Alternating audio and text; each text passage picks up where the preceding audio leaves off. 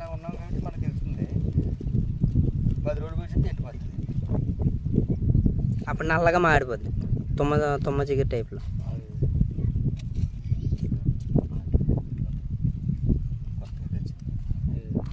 నీ దగ్గర పంపించా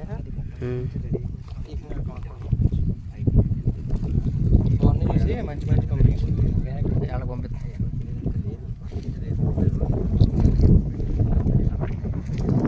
SKG 25 అండి, సాయి ప్రాపర్టీస్ అండ్ ప్రాజెక్ట్ సంస్థ తలపెట్టినటువంటి 25వ వెంచరు.